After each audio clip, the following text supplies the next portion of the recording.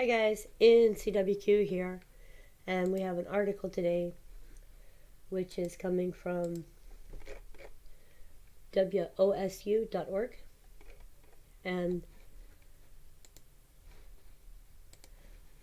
this article is: a fracking explosion in Ohio created one of the worst methane leaks in history. In February of 2018, an explosion at a fracking site in Belmont County near Ohio-West Virginia border forced residents within a 1-mile radius to evacuate their homes for several weeks. A study this week in the Proceedings of the National Academy of Science revealed that the accident resulted in one of the largest methane leaks ever recorded in the U.S.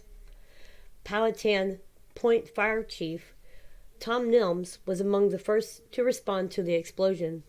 After that day, there were probably 50 to 80 people, Nilms said. The fire lasted for 3 weeks, but some people weren't able to return to their homes for weeks. Nilms says he knew the methane leak was a big deal, but at the time, no one really understood the magnitude of it until now. A satellite designed to monitor Earth for methane leaks revealed that accident was one of the largest leaks recorded in the U.S. The blowout in the period of time it was occurring contributed to 60,000 tons of methane to the atmosphere, and it represents, in the case of Ohio, 1/4 of the annual emissions coming from the oil and gas industry, says Stephen Hambug, one of the study authors and chief scientist at the Environmental Defense Fund.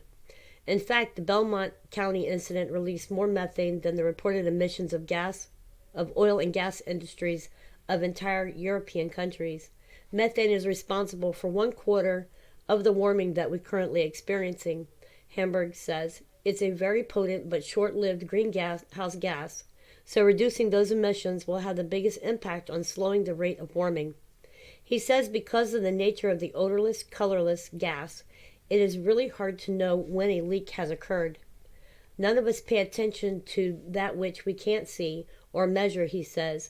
We're giving the tools to be able to measure and quantify emissions around the globe, which we didn't have before. The fracking site is owned by ExxonMobil subsidiary XTO Energy. In an emailed statement, a spokeswoman for Exxon says they regret the incident occurred and have instituted systematic, well-designed, and monitoring procedures to prevent it from happening again. As far as the new study, XTO Energy says their scientists are reviewing the data. Hamburg says this satellite can be used not just to hold companies like Exxon accountable, but also to help them reduce their methane emissions. That, he says, is everyone's best interest. Anyways, you guys, again, this article comes from radio.wosu.org, and it's about the explosion in Ohio that occurred in 2018. Hope you guys are doing well wherever you are in the world, and stay tuned to our next video. Thanks.